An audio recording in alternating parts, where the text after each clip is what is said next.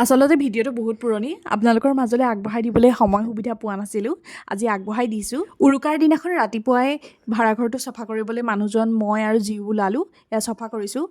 তাৰ পাছত আমি গ'লোঁ অগৰাতলি পেডিচেট ৰিজৰ্টলৈ তাত মাছ মাৰিছে মানুহজনে আৰু তাকে চাবলৈ গ'লোঁ জিউ চাওঁ জিউ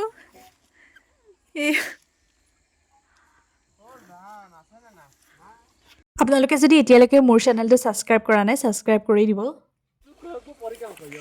তুমি মাছ চাবলৈ আহিছা নি মাছ পালা নাই পাইছোঁ উৰুকাৰ দিনাখন মাছ খালেনে বাৰু আপোনালোকে আমাৰ ইয়াত কিন্তু বহুত মাছ উঠিছিল দেই মাছ মাৰি শেষ হোৱাৰ পিছৰ পৰ্বটো হৈছে মাছ ভাগ কৰা পৰ্ব এয়া মানে মাছ ভাগ কৰি থকা হৈছে ইয়াৰ পাছত আমি যাম মন্দিৰ দুপৰীয়াৰ পৰত এয়া আমি আহি পাই গ'লোহি কাকৌখানী থান আমাৰ ঘৰৰ একেবাৰে নিচে কাষতে আছে বুলিয়ে ক'ব পাৰি আৰু ইয়ালৈ এটা উদ্দেশ্য লৈ আহিছিলোঁ এই কাছভাগ যে দেখিছে এই ভাগ মই মানে কাকচাং যাওঁতে পাইছিলোঁ আজি 4 মাহমানৰ আগতে তাকে আজি মেলি দিবলৈ আহিছোঁ ৰ'বা দেই এই মূৰটো উলিয়াই আছে কৃষ্ণ ভালকৈ থাকিবি আৰু পাই দি দিব লাগিছিল দানা দিয়াই থোৱা আছে অঁ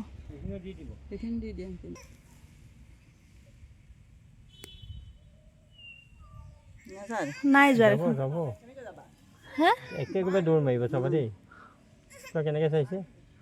অ' বেটা যাগে দেই ভালকৈ থাকিবি নিজে যাব লাহে লাহে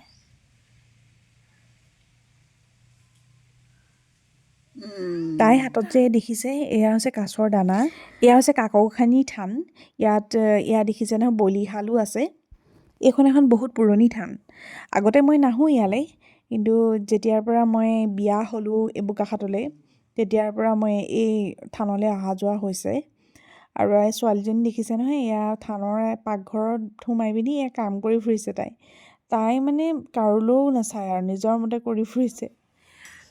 কাছটো এৰি থৈ আহিলোঁগৈ মানে মনটোত অলপ বেয়াও লাগিছে ইমান কিমান মানে তাক মই ডাঙৰ কৰি পিনি এৰিম বুলি ভাবিছিলোঁ তথাপিও মানে তাৰ ভালৰ কাৰণে কাছটো এৰি থৈ আহিলোঁ আৰু দুখ লাগিছে যদিও নাই তাৰ জীৱনটোতো এটলিষ্ট মুক্তভাৱে সি জীয়াই থাকিব পাৰিব আৰু কাছৰ এনেও ৰখাটো আইনমতে দণ্ডনীয় যিহেতু আৰু সেইবিলাক সকলো ভাবি গুণিয়েই আৰু পাইছিলোঁ মই কাকচাং যাওঁতে পাইছিলোঁ তাৰপৰা মই ভাবিলোঁ যে মন্দিৰ বা ক'ৰবাত এৰি দিম বুলি তাৰপৰা সেই বুলিয়ে লৈ আহিছিলোঁ বাৰু আজি এৰি থৈ আহিলোঁ ভালো লাগিছে আৰু অলপ দুখো লাগিছে এয়া পুৰি আছোঁ মাংস আমাৰ জিও থিয় হৈ আছে মা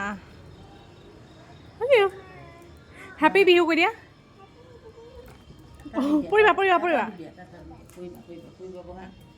ধৰি লওক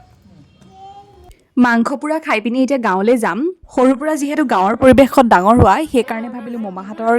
গাঁওখনলৈকে যাওঁ মেজি পাতিম বুলি এয়া তেওঁলোকে মেজি জ্বলাবৰ কাৰণে প্ৰস্তুতি চলাইছে সকলোলৈকে আমাৰ ফালৰ পৰা ভোগালী বিহুৰ শুভেচ্ছা আছিলোঁ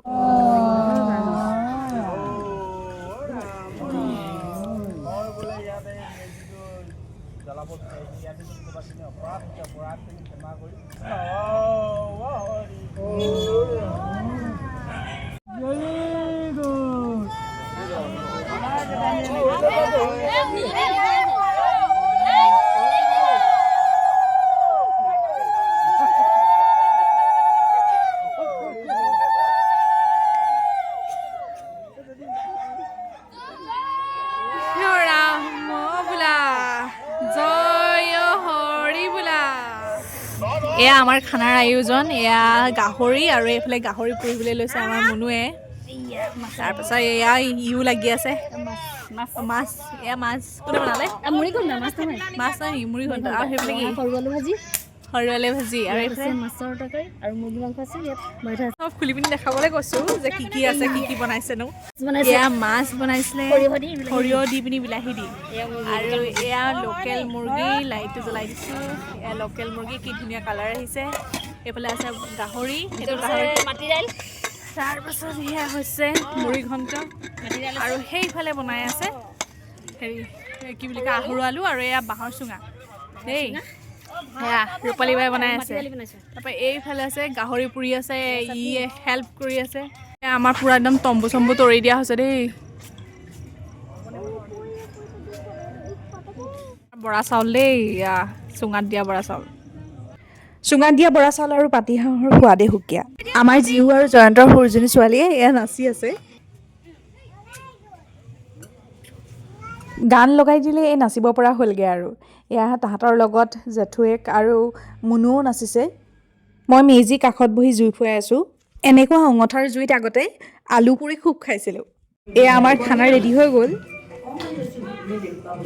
অঁ জিঅ' মামাম খাবা জীও আজিকালি নিজেই ভাত খাব পৰা হৈছেগৈ। আচলতে মেজি বনালে 3টা মেজি বনোৱা হয় আৰু এইভাগ হৈছে বুঢ়া মেজি, এইভাগ ৰাতিপুৱা শুই উঠি জ্বলোৱা হ'ব।